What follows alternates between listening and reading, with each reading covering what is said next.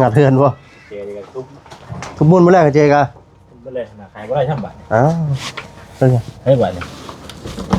ใจอะไรได้บัตร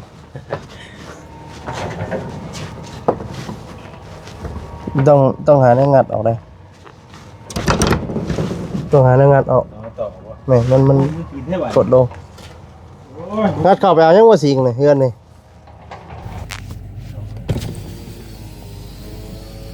ยังกล้างกบนะเมือนุ่ง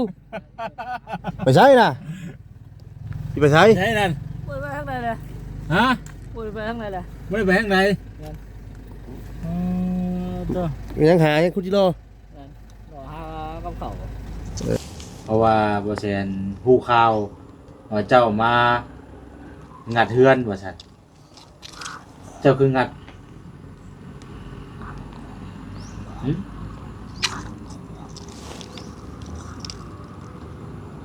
ว่าเจ้าบ่อยู่เลย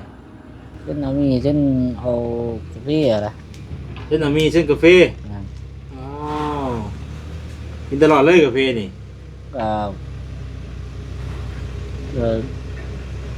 8 ช่องมือจะแช่ช่องมือละ8 ช่องพวก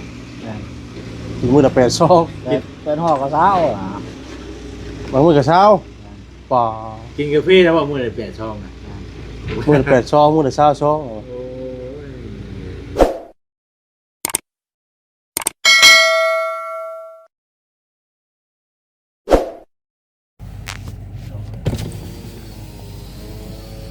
ยังกล้างกบนะมือนุ่งไปใช้นะไปใช้ใช่นั่นไปข้างในเลยฮะไปข้างในเลยไม่ไปข้างในยังหายังคุจิโร่รอหากับเขาหาคุจิโร่วะไปเจอกันแต่โดดเนาะเป็นอะไรสมือนี่อยู่ดีไม่แห้งอยู่บ่อยู่ดีไม่แห้งอยู่อยู่ดีไม่แห้งอยู่เป็นคู่ทางไหนบัดนี้โอ้ยรอเดี๋ยวป่าเดี๋ยวแต่ป้าเธอลงเท่านี้คนป่าคนดงนะว่าบัดนี้โอ้ยเนาะมานอนอยู่เฮือนน่ะลงมาอยู่ลงมานอนอยู่เฮือนน่ะลงอยู่ตัวนะเนาะแม่นอยู่บ่มานอนเฮือนนี่ว่าสิ่งนี้คือ6แต่จะเฮือนมานอนน่ะ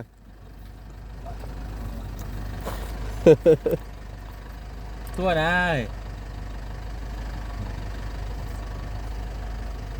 ไปเลยนี่เรานั่งเมื่อยนี่เอาเนาะลงมาพอดีว่าสิ่งเรามาแต่หาคุดกิโลเจอกันที่โดนพี่น้องเนาะอยู่ดีมีแห้งอยู่แล้วว่าอยู่ดีมีแห้งอยู่พี่น้องเลยนอนอยู่บนเฮือนน่ะมานอนอยู่เป็นได้จิโร่นะพ่อแล้วว่าพ่อกินอยู่ว่าแรงนะนี่จะไปรออยู่คุดเท่าไรแต่เก่าแถวนี้บ่แถวในป่าพู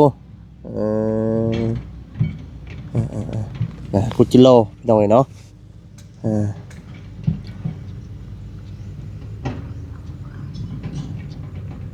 เฮ้ยเฮือนคือ6แท้บริทางบ่มาทางผ้าบ่มีผ้าเอาผ้าเก่าได้ใช่เก่าเฮียเลยเอาเนาะมียังอยู่ในถุงนะ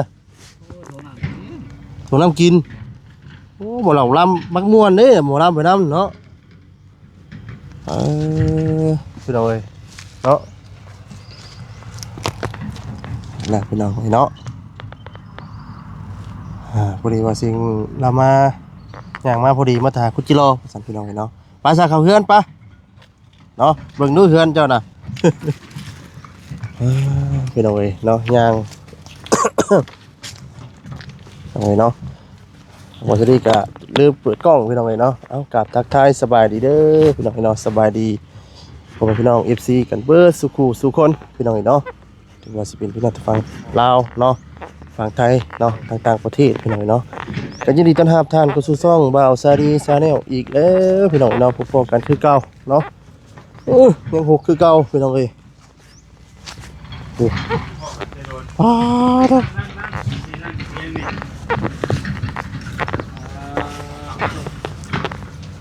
พ่อกันแต่ลนป้าก็เจียมนั่นย่านได้ไปพ่อกันแต่ลนแหลกไปยังไงมาจังไดอยู่นี่อ่านเมื่อกี้ลองออกได้หันมาแต่ใช้นี่นะ มาแต่บ่ทับกี่หรอ มาแต่เลาะซับกิโลมาแต่เลาะซับกิโลพี่น้องเอ้ยเนาะ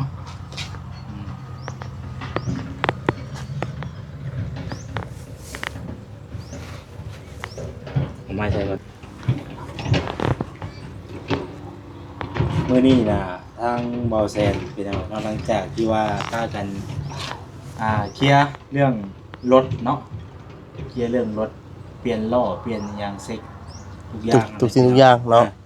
เพราะว่าเฮาก็บ่ได้ไปใส่เบิดมือเลยมื้อนี้ก็ได้ก็เลยมันช่วยเนาะช่วยมันเดือมันค่ำมาแหละก็เลยพากันมาสวรรค์แน่แล้วก็ทางมันชอดพี่ก็เลยมาแวะเยี่ยมเบิ่ง เฮือน เฮือนสีฟ้า พอสิง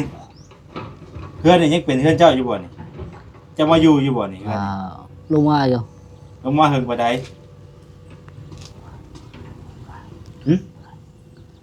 เฮือนนี่จะมาอยู่อยู่บ่เฮือนนี่ ก็ลงมานอน แม่นบ่ตัวไปจักลงมานอนจังได๋คือหกแท้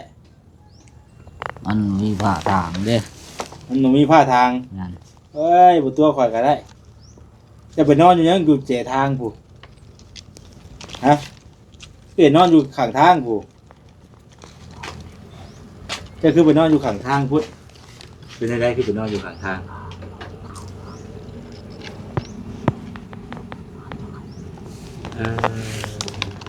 เป็นจังไดกินจังไดอยู่จังไดซุมื้อนี้ฮะ บ่มีหยังกิน บ่ได้มีหยังกิน นั่น เจ้าเฮ็ดหยังซุมื้อนี้ ทับกี่หรอ ทับจิโร่นี่ นั่น ทับจิโร่ไปหาไผ ไปใจนี่เด้อเจ้าใจนี่ค่ายาสูบ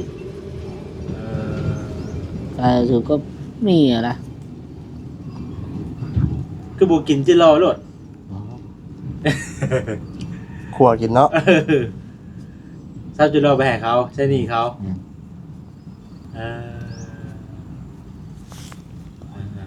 มื้อนี้น่ะข่อยตั้งใจว่าสิมาเยี่ยมเบิ่งเฮือนนี่แหละเพราะว่าบ่แซนฮู้ข่าวว่าเจ้ามา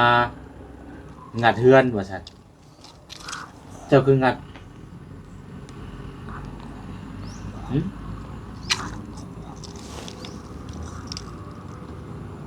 ว่าเจ้าบ่อยู่แหละว่าเจ้าบ่อยู่แหละว่าเจ้าบ่มาอยู่แหละ คืองานเฮือนเนาะ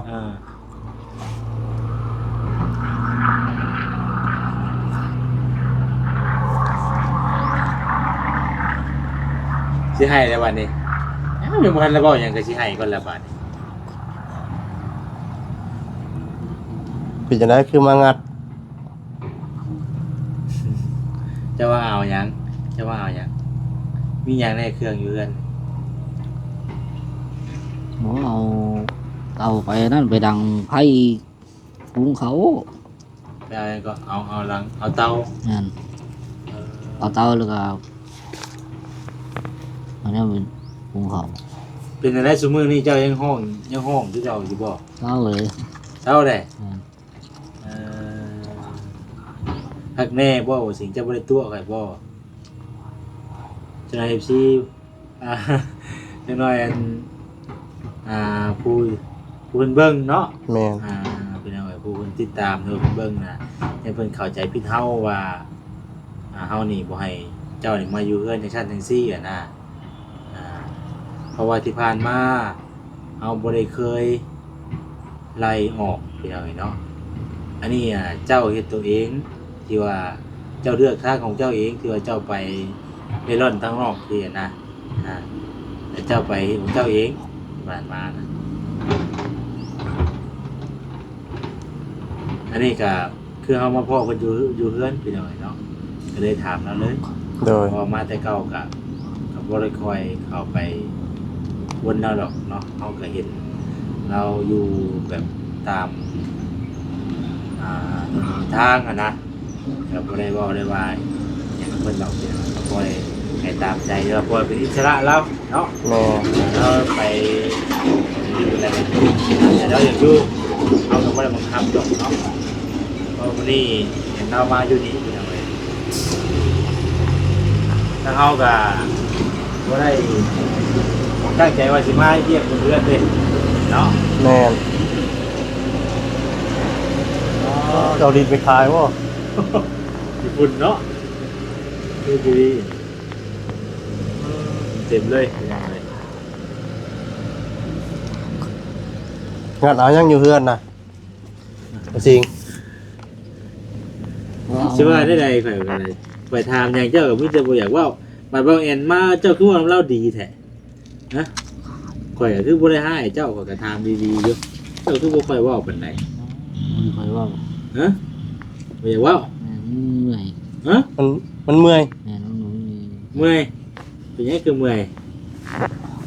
ข่อยก็บ่ได้ให้เจ้าได้บ่สิ่งที่ผ่านมาข่อยก็บ่ได้ให้ได้ว่าเจ้าได้งั้นพ่อแม่พี่น้องเพิ่นเข้าใจผิดว่าข่อยให้เจ้าให้ฉันจังซี่หาสาเหตุที่บ่ได้มาอยู่กันอยู่ชานนะอันนี้เจ้าเลือกของทางเจ้าเองข่อยบ่ได้เคยว่าอย่างฉันจังซี่เจ้าเลือกที่จะไปอยู่แบบฉันเองแต่ว่าเรื่องชานนี่มันมีการเปลี่ยนแปลงในได้เฮือนนี่แต่ว่าข่อยยังบ่ทันได้ว่าพี่น้องมีแต่ว่ามีการเปลี่ยนแปลงแล้วแต่ว่าเฮายังบ่ได้นั่นนะพี่น้องนะว่ายังบ่ตัวาอย่างไรก็เนาะมีการเปลี่ยนแปลงสิให้ผู้ใหญ่เอ้ย สิให้คนมาอยู่เออ ให้เมื่อบ่จริงบ่อยู่เนาะ เมื่อเจ้าบ่อยู่แล้วสิให้คนอื่นมาอยู่บัดมาอยู่ดูแล รักษาเดือมมาทางหญ้าทางตองที่แล้ว บริบัติเนาะอนามัยนะเฮือน แล้ว ชาน เห็นว่าเจ้าอยู่กับพวกแก ใหญ่ถ่วงว่าเทือนแหละกับว่าทาง โอ้ยกับพระจักรเนี่ยสิว่ากับเล่าอะไรเป็นอะไรเนาะถ้าบอกไปไล่กันหน่อยสิว่าใช่ไหมสิ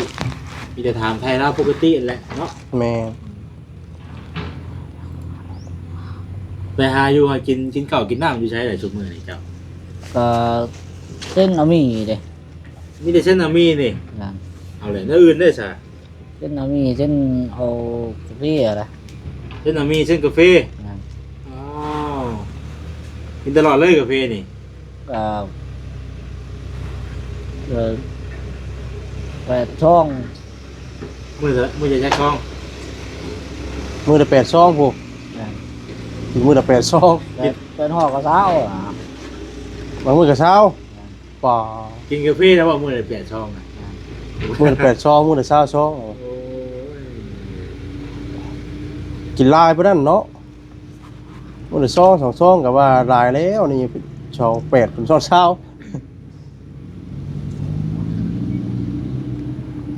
มือจะซาวโซ มือละ เตะมือจะซาวโซโอ้ยมือสิไว้ เนาะ เป็นจังได๋มื้อนี้คือเจ้าเห็นข่อยมาบ่มื้อนี้จะเห็นคือเห็นย่างมาพี่มื้อนี้นะ โอ้ยยัง เจ้าว่าจะไปใช้นี่นะ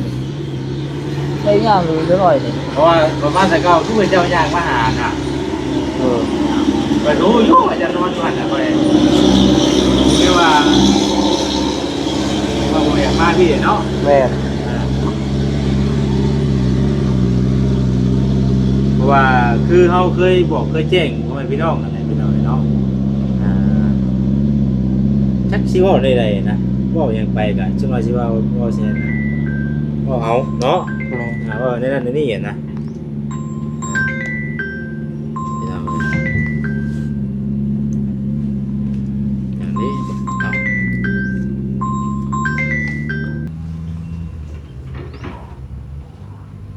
เรื่องราวที่ผ่านมาสิ่งทุกสิ่งทุกอย่างที่มันเกิดขึ้นเป็นอะไรเอากะบ่อยากเว่าอย่างไรเนาะ เราก็เคยเว่าไปเบิดแล้วเนาะ ว่าไปว่าอย่างไปมันก็ว่าไปเบิดแล้วพี่น้องเนาะเพราะฉะนั้นพยายามซื้อให้พ่อแม่พี่น้องเพิ่นเข้าใจเนาะในสิ่งที่บ่สิ่งเป็นนะก็ยังบางเทื่อบางอย่างหรือว่าบางที่ก็ยัง ถือว่าอยู่พี่น้องเนาะเพราะว่าคือเรื่องราวที่มันเกิดขึ้นกับตัวว่าสิ่งเองเนาะบ่ได้เกี่ยวบ่ได้เป็นน้ำเฮาว่าจังซั่นอันนี้ตัวเองที่ผ่านมาเฮาก็เคยให้โอกาสเคยให้บอกเคยว่าเคยให้ทางบ่สิ่งเพิ่นเต็มที่แล้วพี่น้องเนาะแต่ว่า แต่เราเลือกแบบนี้เองเนาะ ใช่บัดนี้ไฟโซล่าอยู่นี่ผู้เรียนแพงครับ อยู่หึง ใช่ อยู่หึง แม่นบอกขายมันคือผู้เรียนแหละชมอยู่อ่ะเห็นอยู่ว่า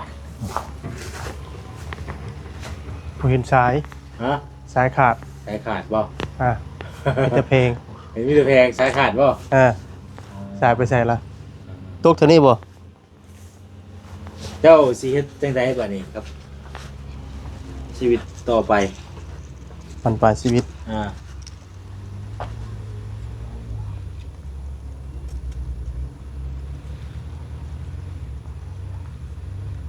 มิดซีรีส์ตามเคยเนาะเฮ้ย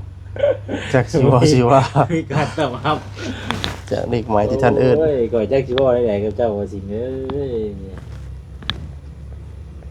เจ้าสิเอาจิรอไปให้ไว้นี่น่ะ ว่าจะเอาไปให้เขาเจ้าให้หนี่เขาเจ้า เป็นหนี้เท่าใด เป็นหนี่ข้ามี เท่าไรพามี ถ้ามี ข้ามีมันถึงพอถึง5,000 โอ้1,500แม่นบ่มีโอ1,500บ่ นี่ก็จบเนี่ย อินโมโตะ ได้จักโตจิรอนี่ เอาไปโต ฮะ ให้เจ้าไปโต ได้ทราบใบโต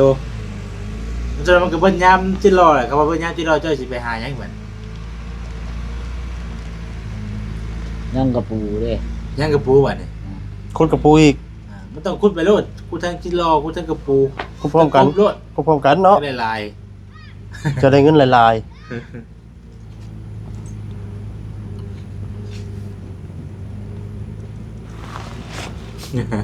บ่อะไรก็ยิ้มเลยบัด ๆจักสิว่าได้เนาะ จะไปอยู่ไปนอนใช้เดี๋ยวนี้น่ะฮะจะนอนใช้เดี๋ยวนี้น่ะว่าสิฮะ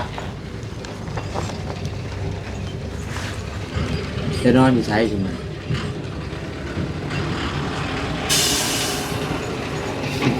เดี๋ยวเข้าเลยแพ้เนาะ โอ้ยังบอก ฮะ ยังบอกเลย ขึ้นยังบอก แต่ว่ายังบอก มันได้ว่าขึ้นยังบอกกันนะ ยังบอกเลย มันเป็นได้ไดเนาะ ถามว่านอนอยู่ใช่ป่ะชื่อว่าขึ้นยังบอก ว่ายังบอกอ่ะ เจ้ากินข้าวกินน้ำอยู่ใช้ใช่ไหมเจ้าเฮ็ดอยู่โคกินอยู่ใช้หนึ่งข้าวหนึ่งน้ำอยู่ใช้ แต่ว่าก็มีจะไม่อะไร กินแต่มีนี่ข้าวบ่ได้กิน มีจะ10 ห่อ โอ้ยกินแต่มีแล้วว่ะ เนาะ ข้าวบ่ได้กิน กินอาหารญี่ปุ่น อ่าเนาะเลยบ่จักกูสิว่าเด้ว่าสิไง เฮ้ยเนาะพี่น้องเอ้ยเนาะ ทงยังน่ะป้ายทงยัง มาเบิ่งดูฮะ ลงน้ำกินก็มีนายก อ๋อเบิ่งดูฮะ อ๋อป้ายทงน้ำกินกับวิทยุวิทยุนี่ถือว่ายังใช้งานได้อยู่ตัวนี้ถือว่าเป็นบางแห้งอีกเดี๋ยวนี้ ของมามวนเนาะเด้ เอาหมดเนาะ พอบ่เมื่อยปานใด วิท นะ ยุนี่ไปฟังตลอดเลยยังฟังได้อยู่บ่วิทยุน่ะ นะก็ไปเช่นฐานมา ไปเส้นทานมาอีก และมีแต่ว่าเช่นนี่ เช่นเอาดิ โอ้ยเจ้าว่าบ่ได้ว่าสิตัวข่อยนะเจ้านะแต่ว่าไปเส้นทานมาเลยเป็นหนีเลยเจ้าว่าอยากให้ข่อยเอาเงินให้ไปจักกัน บ่คันคือมันแม่นอีหลีก็เฮาก็อยากมันก็อีกแบบนึงเนาะ แม่ เรื่องการเป็นหนี้เป็นสินเรื่องเอาให้เลยแนวชื่อลำเศร้าเนี่ยเขาก็ให้ได้อยู่แต่ว่าคันต้องเอาไปใช้สิ่งแบบนั้นดีๆก็แม่นอยู่คือหน่อยเนาะ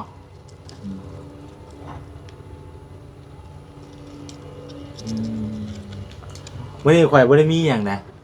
บ่ได้มีหยังติดรถติดล่างเลยข่อยก็เจ็บหนักข่อยก็เปลี่ยนยางรถ2 เส้นไปทวงแล้วไปตั้งศูนย์ใหม่อีกนะเงินเป็น10,000แหละมื้อนี้พี่น้องเนาะ แม่เกือบหมื่น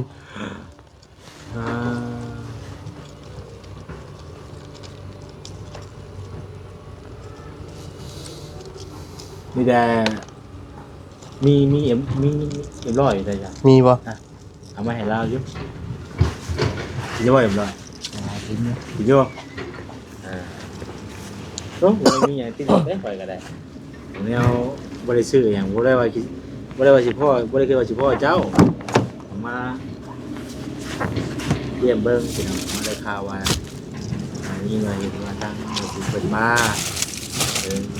มาหยังนะ อยู่ใช่ล่ะ มีบ่ บ่เห็นอยู่ใช่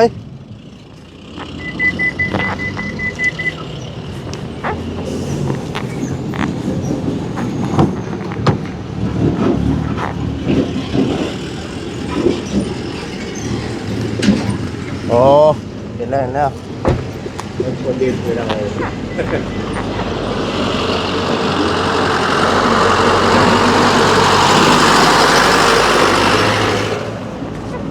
มัน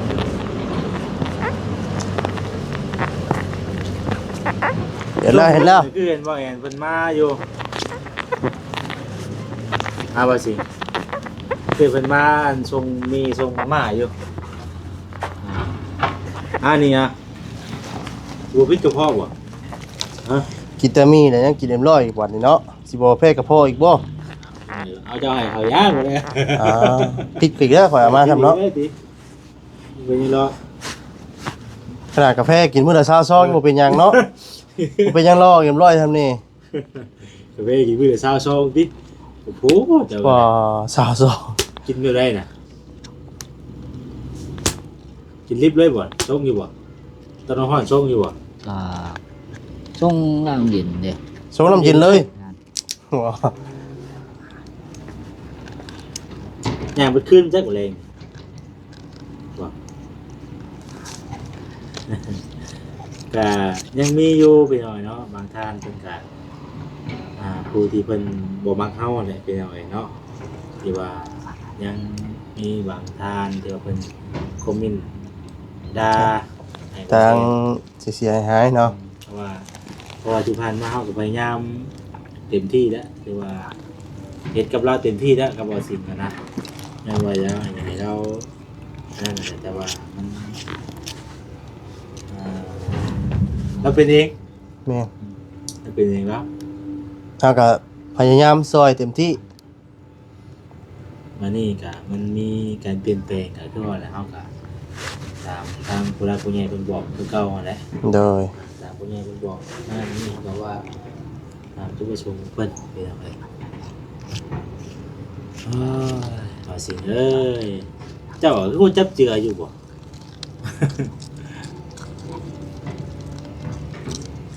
จะนอนอยู่แคมป์ทางหรือบ่ย่านบ่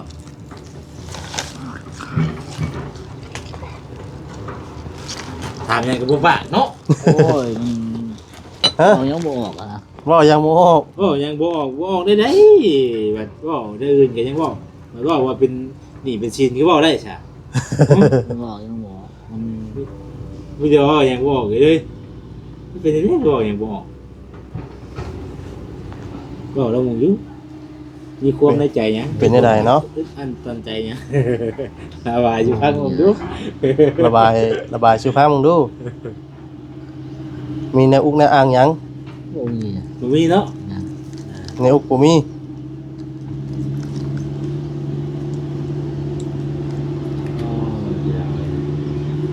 หญ้าหกเต็มอยู่น่ะโอ้ยเนาะเพื่อนที่บักงามนึงปล่อยหญ้าเต็มสวนอยู่น้ำก็มีน้ำใช้ก็มี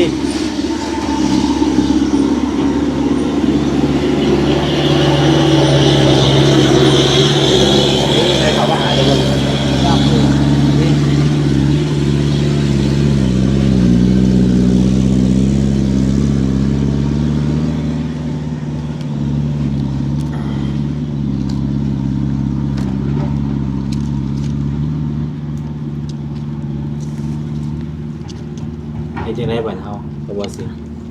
จังว่าเด้ว่ากันจักสิว่าจังไดยังนี่ดีเฮาก็แนะนำให้เราเบิดแต่เรา บ่ บ่ ได้ฟ้าวบ่ยังบ่ได้ฟ้าวบ่ ฟ้าวอยู่บ่ โอ้ยพ่อ ฟ้าวเนาะ อย่าว่าฟ้าวเป็นพุทธิรอตื่มอีกแล้ว พี่น้องเอ้ยถ้าเฮาก็จักสิว่านี่ได้กับเราเนาะก็เรื่องอีต้นก็อีต้นเล่าอยู่ดอกก็เห็นเป็นจังซี่ก็ได้ แม่น แต่ว่าบัดยามได้ จัก เนาะ จักสิซอยได้ใดเนาะ เฮาก็ซอยคนมาลายอยู่หรือว่ามาเป็นสะพานบุญให้มาลายของในบ่อนอยู่พี่น้องเอ้ยเนาะจ้างว่าสิ่งก็มาเห็นแบบสภาพที่ก็อีต้นอยู่แต่ว่าเป็นจังได๋ซะการกระทำของเราหรือว่าคำเว้าของเราน่ะแต่ว่าเอาถามหยังก็คือว่าคือฮู้กันนั่นแหละพี่น้องเอ้ยเนาะจักสิเว้าได้ใดก่อนก็ได้ อธิบายบ่ถูกคือกันโอ้ยว่าที่ผ่านมาก็อยากให้เราไล่แล้วมีให้เราอยู่ดีกินดี แม่น เราเลือกทางแบบนี้เองประมาณสักพันนี่เพิ่นจะหายเจ้านี่ คนนี้ยังบ่จุบเลย จุบบ่ จักพันตะเกา เอานี่100โตพุ่นน่ะ ข่อยก็บ่มีหยังเด้อว่าสิบ่มีหยังแต่ว่าข่อยสิเอาเงินนี่ให้ข่อยให้บ่หลายให้ 10,000 ให้ได้แต่ 10,000เด้อ ถ้าสิให้หลายกว่านี้ก็บ่ได้เดียวเนาะกับเฮาก็บ่มีแน่แล้ว เมื่อไหร่เนาะ อ่ะเดี๋ยวให้นี่เขาเด้อหลวงพ่อกะเจ้ากะหา ตื่มใส่ เติมใช้เด้อ ภาษีข่อยก็ เป็น15,000บาท ติด15,000หลุดไปแล้วว่ามีห้องหนึงก็ได้เนาะ บ่กะ อยากก็ให้รายการนั่นคือว่าได้เนาะเฮาก็ ก็เฮาก็บ่ได้ซื้อหยังมาแน่นะคันว่าสิบ่เอาหยังให้เลยก็เฮาแบบมันก็เฮ็ดจังได๋เห็นแล้วก็อีต้นอยู่ แม่นี่ยังหลายไปแล้วนี่นะทั้งหมดทั้งมวลนะ มันต้องว่านี่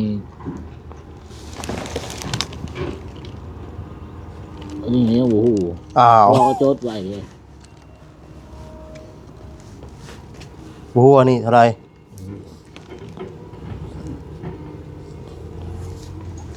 ขึ้นหนักคือกันเด้ข่อยก็ได้เนาะ เนาะพี่น้องเฮ็ดแน่สิว่าเบิ่งก่อนสิรอเบิ่งนี่ก่อน เพื่อนเนาะ รอเบิ่งเพื่อนน้องซานเจ้าก่อน ผลหน้าผลในมันเนาะ เบิ่งก่อนรอเบิ่งของน้ำเจ้าก่อนเด้อของน้ำของในเจ้าก่อน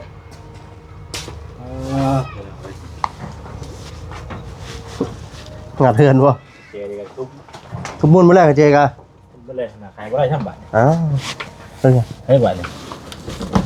ตายอันนี้ได้บาน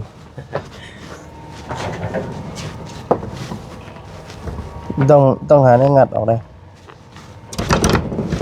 ต้องหาแนวงัดออก ต้องต่อบ่ แม่มัน กินให้บัตร กดลง โอ้ย งัดเข้าไปเอายังว่าสิงนี่เฮือนนี่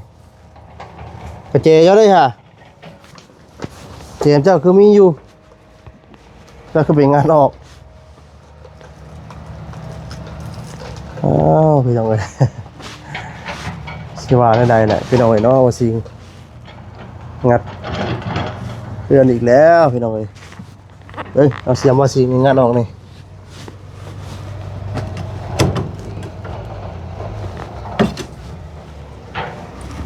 เขาแล้วได้เขาแล้วเสียบล่างงานออก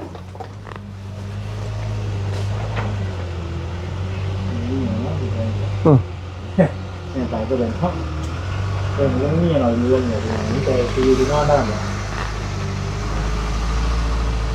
ที่นอนเนี่ยเราก็ไป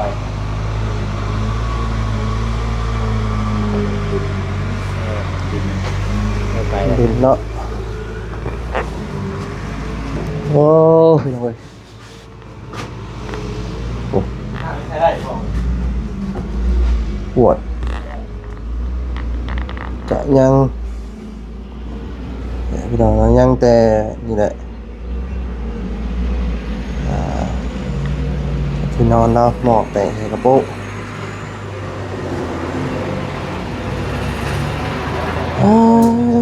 น้อยเนาะเพื่อนเนาะมีกองเก่งอยู่เทั้งภาษาพี่น้องเนาะสำหรับคลิปนี้ทางมอสรีกาสิได้ขอจบคลิปซะก่อนพี่น้องเนาะผิดขออภัยเด้อพี่น้องเด้อเนาะคำว่ากับใจในทางมอสรีเนาะบ่มนันทูเนาะขอโทษขออภัยนำพี่น้องเนาะนี่ก็ตั้งใจสิมาเนาะอัปเดตเรื่องซ่านนี่แหละพี่น้องแต่ว่าพกเนาะพี่น้องคือเก่าเนาะแต่จริงแล้วก็บ่ได้นอนดอกพี่น้องเอ้ย